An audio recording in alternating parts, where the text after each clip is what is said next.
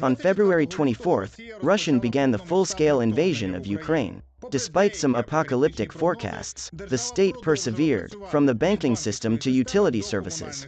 But not entirely. Among those who stopped working for a long time, was perhaps the most controversial court of the country, the District Administrative Court of Kyiv. It went on an over-month-long hiatus. Only in April, the DACK continued making rulings on court cases. The conveyor belt turned on. Since then, the District Court of Kyiv has made dozens of various decisions. When no one is monitoring it being preoccupied with the war. The DACK reinstated fired public officials, with multi-million compensations. Ruled on vast additional payments for judges, reinstated lustrated officials, also with multi-million compensations. Cancelled sanctions against a company with a Russian beneficiary. And much more. Our today's report is about the DACK's decisions, made during the war, while everyone's attention is pointed elsewhere.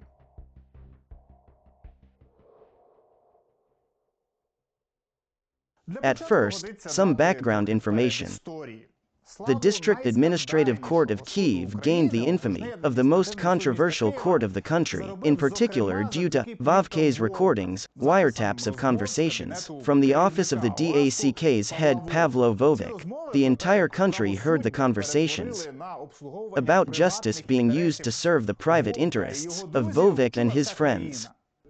Chief, let's have some fun. I'm ready. Fun. Are you bored?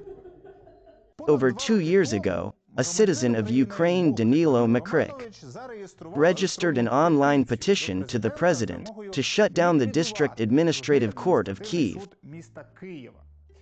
In October 2020, the petition gathered the required number of votes.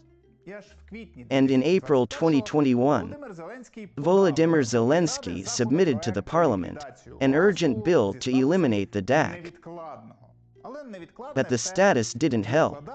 And in October 2021, Volodymyr Zelensky was still expressing his hopes that this process would soon be hastened. It's urgent. The parliament has been mothballing it for half a year. You are absolutely right. Has been. I'm confident that we will hasten this process now. They didn't. The District Administrative Court of Kyiv is still with us and it still serves justice. In the name of Ukraine, MP Yaroslav Yurchyshin, from the Parliamentary Anti-Corruption Committee, had something clever to say about this. The urgent decision has been postponed for over a year. In April, we will celebrate the second anniversary of DACK's liquidation. Recently, Deputy Head of the President's Office Andriy Smirnov forecasted that the DACK can be shut down as far in the future as summer of 2023. Seems like the judges that are suspects in the criminal case related to VAVK's recordings will continue, pardon me, serving us justice for a long while. Now, today, we will talk about how they are serving justice during the full-scale war. Of course, we couldn't analyze all the tens of thousands of decisions made by the District Administrative Court of Kyiv during this period. We selected 2 criteria to limit our analysis. Firstly, we only took the decisions that were made by judges involved in the VAVK's recordings case. Pavlo Vovik, Yevhen Ablov, Ihor Porebachenko, Ihor Kacher, Oleksiy Ohertsov, and Volodymyr Keliberda. Secondly, we only took the final decisions, without any intermediary ones, which may also contain interesting things. Even thus, we had to read through several thousand court rulings. And we've found much to share. In August, Judge Volodymyr Keliberda decided to reinstate Serhiy Kiz, former deputy of Prosecutor General Ihor Lutsenko, and compensate him 3.5 million hryvnias for forced absence. You may have forgotten about him, but we made an investigation into Serhiy Kiz back in 2019.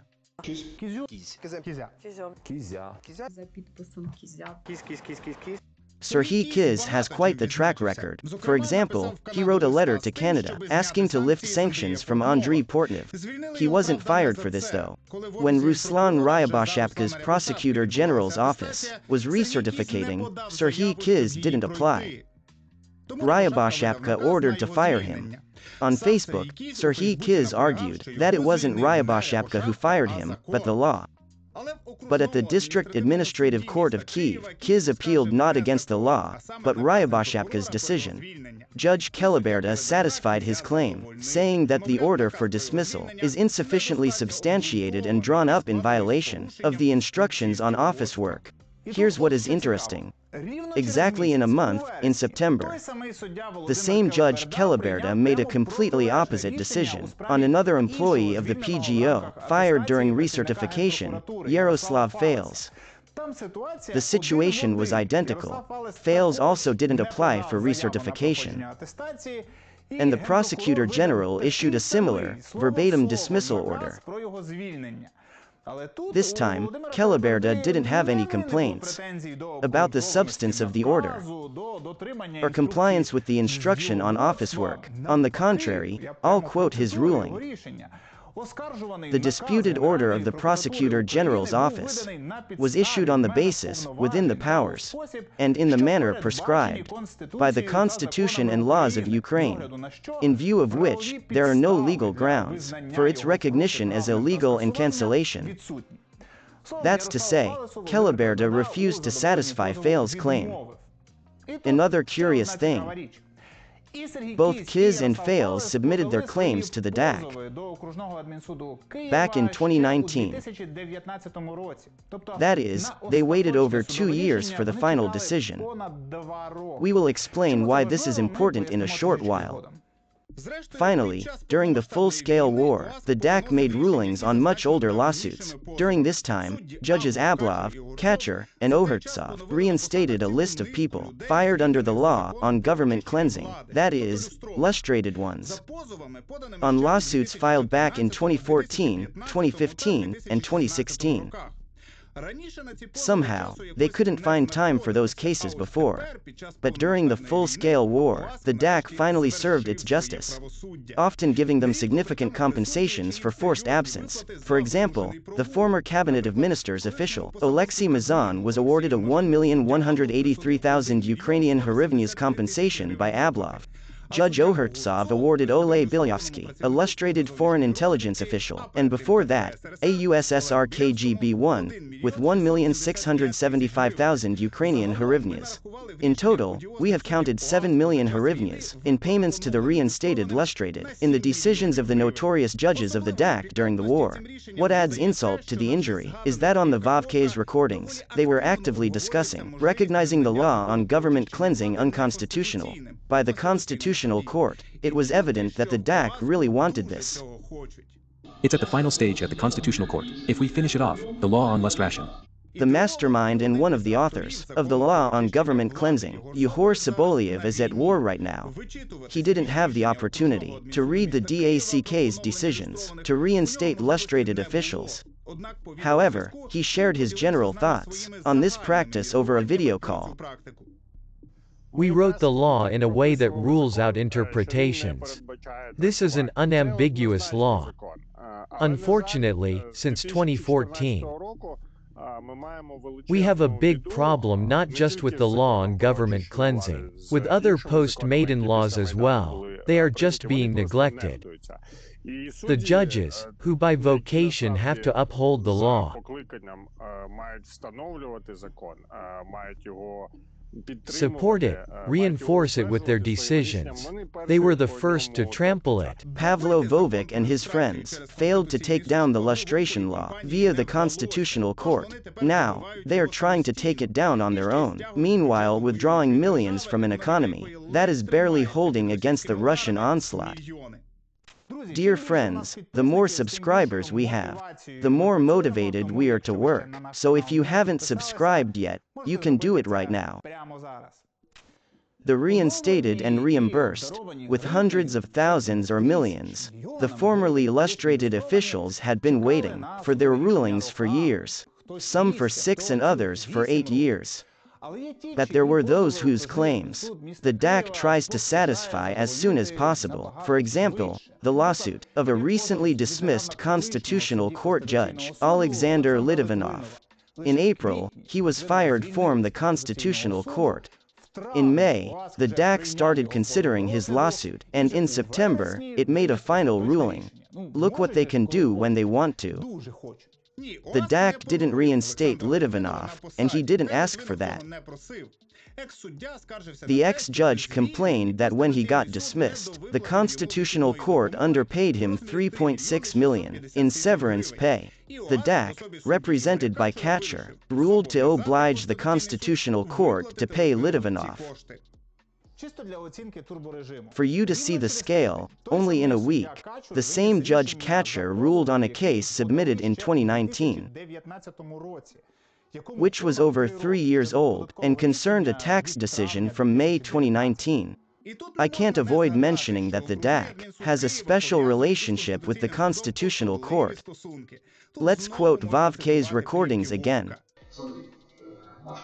Look, our Constitutional Court, we work closely with them. We're working on them tightly. I can't tell you everything, but I'm working hard on all issues. We already own 2 courts, the Constitutional Court and the District Administrative. Seems like it's nice to be owned by the DACK.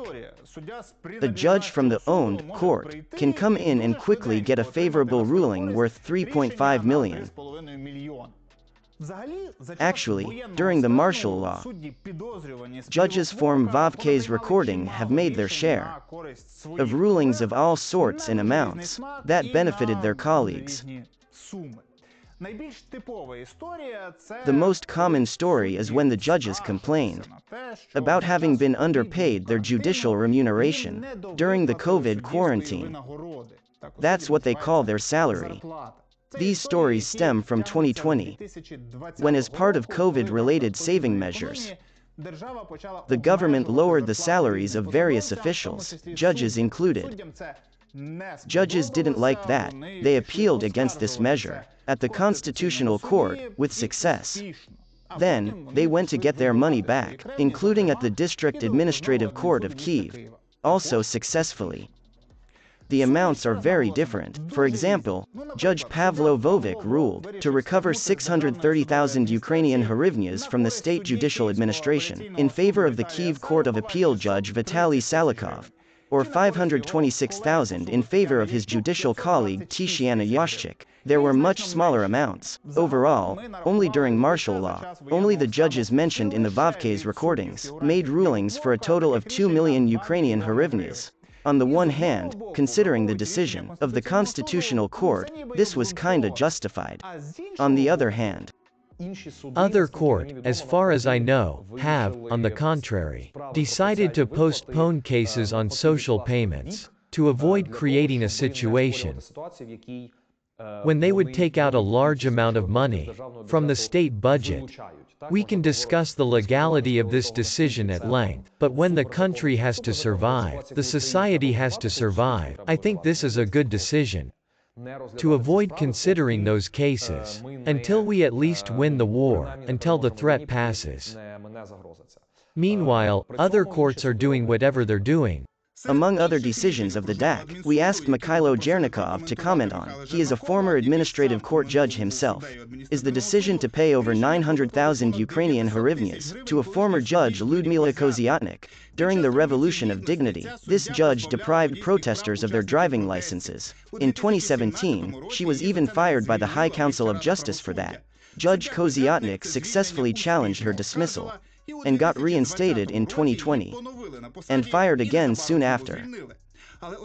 But since that first dismissal was considered unlawful, Ludmila Koziotnik demanded to get compensated for that period. The DACK, represented by Judge Keliberda, satisfied her claim. This sends a message to the entire judiciary. You can do anything, you can imprison people. You can forge reports and deprive them of driving licenses.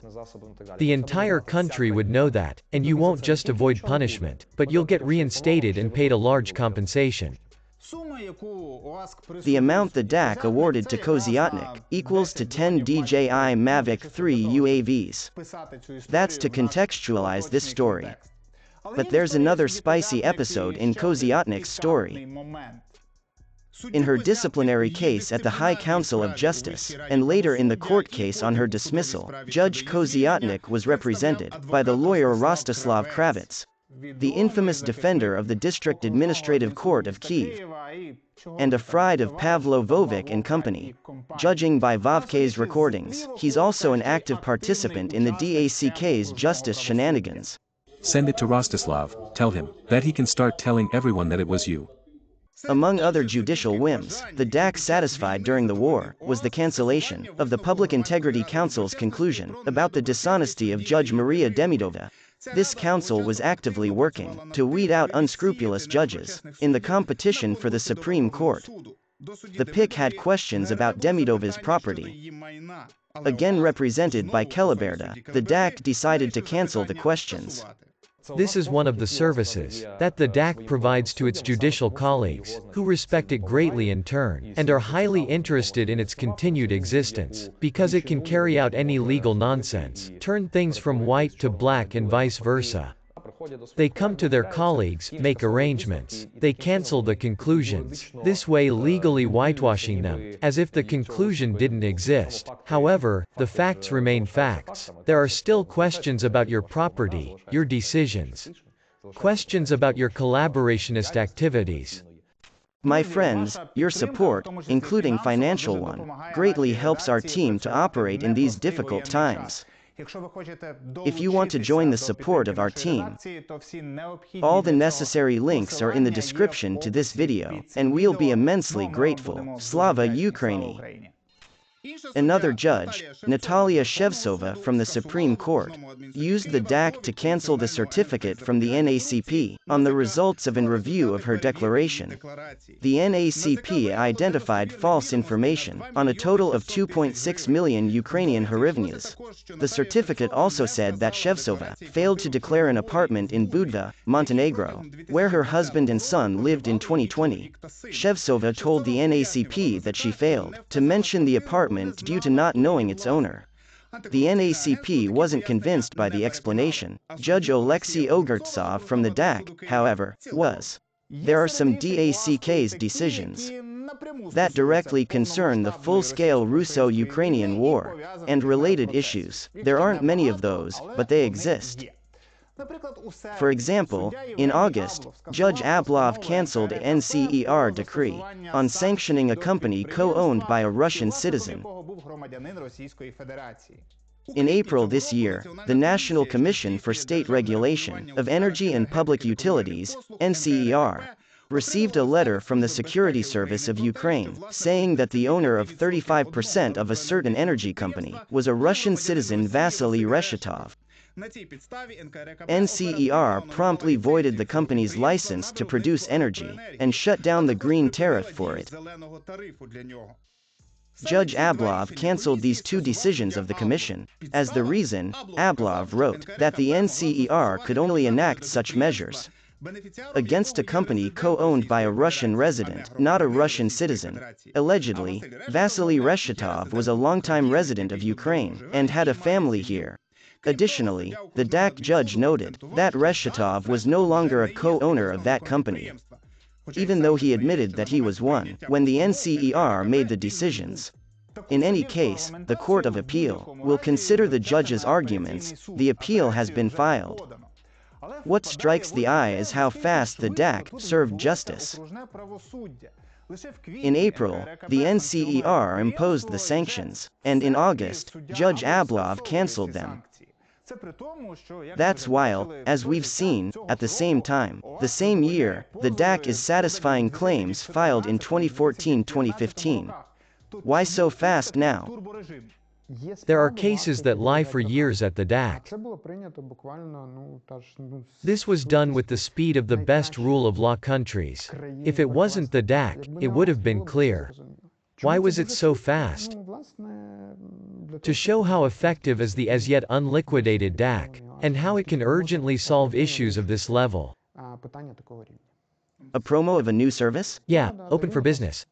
Open for some unliquidated business. That's the gist of the entire reputation of the District Administrative Court of Kyiv. You know, it may be possible that we wouldn't have paid our attention to some of the rulings we selected for this report if some other court made them, but this doesn't erase the problem, it just underlines it. The District Administrative Court of Kyiv is so discredited that there can be no trust in its justice. There can be no trust in the judges that discussed intentionally unlawful decisions, and the entire country heard that. There can be no trust in judges who are suspects in criminal proceedings for crimes against justice. Attend hearings at the High Anti-Corruption Court as such, and then come back, don their mantles, and continue serving this justice. When during the war that Ukrainians donate every spare hryvnia for, the DACK satisfies multi-million claims to the government in record terms. Raises even more questions, same as when the DACK digs up some claims of 8 years ago, reinstates purged officials, and compensates them millions more. Or when it makes opposite decisions in similar situations, again at the expense of taxpayers' millions. All this in the name of Ukraine, of course. We know that Bohdan Lvov has applied to the DACK. He's a judge whose Russian citizenship has recently surfaced. As a result, he was dismissed from the Supreme Court, and he's challenging his dismissal at the DACK with Judge Ablov. Intriguing are both the decision to be made and the expedience with which it will be made.